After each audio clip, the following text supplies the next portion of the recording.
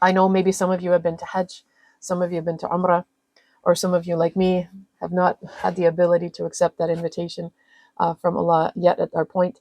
But these lessons are for those of us who are going, or those of us who are staying home, of course, because while you may be fulfilling that beautiful invitation and that fulfillment of the once in a lifetime, it is such an opportunity for all of us, whether we're going to Hajj or not.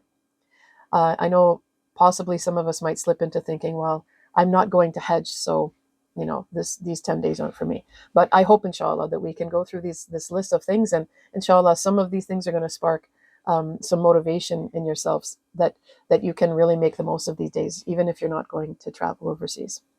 So the first lesson of these days is gratefulness. So when we talk about those last 10 nights of Ramadan, Allah subhanahu wa ta'ala says in Surah Al-Fajr, wal-Fajr, walayalin ashr.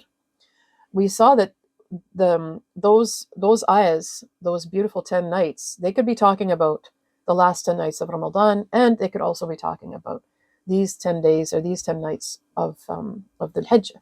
And that's the beauty of the Quran, that they don't, Allah's ayahs don't mean one thing or the other. They can have many meanings, and they can encompass many, many different things. So we are grateful to Allah for reaching these nights.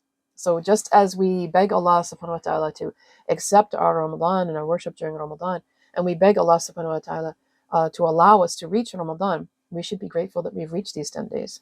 Because, as we all know, there are very many people in our city and outside of our city, in our country, that have not reached these 10 days, and they do not get a chance to benefit from them. Some other reminders having to do with this is that just because we reach them does not mean that we will complete them. So that's why we have to take advantage of every minute.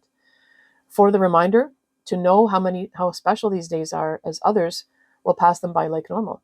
And it's not just the non-Muslims that will pass by these days like normal. It's some of our Muslim brothers and sisters who will just be like, oh, I'm too busy. I know for me, I'm having to actually make a schedule of things that I want to do, because I'm working outside my house now, and days are very busy. Evenings are filled with lesson plans and other work that I have to do. And it's, we have to schedule these things. So there's nothing wrong with actually writing down exactly what you want to do. And this is a big recommendation that I'm going to try to implement myself, and I recommend for you to do. This is, and also we're grateful for the motivation to do more in these days. And we're grateful to thank Allah. We thank Allah by doing more good deeds.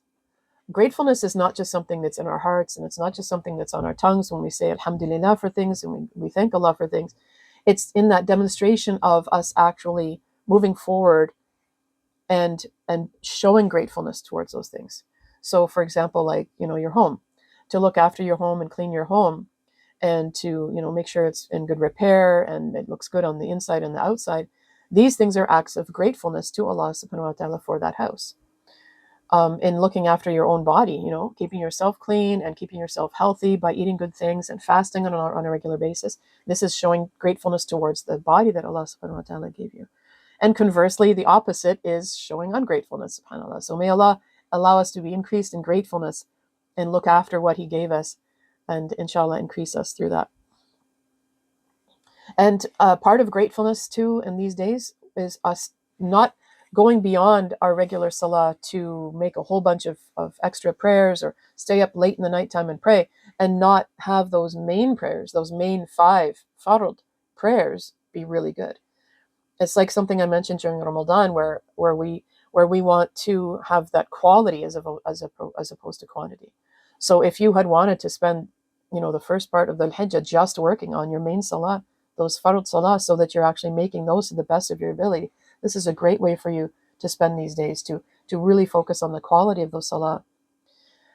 And basically grateful for our lives, grateful that we are ability to do things around us, to be able to actively do good deeds and physically do good deeds, to say good things, any ability that we have to read the Quran or to have a Quran to read, whether we're doing it in our own language or Arabic, for us to actually be able to have that time and have that safety and that ability to do those things.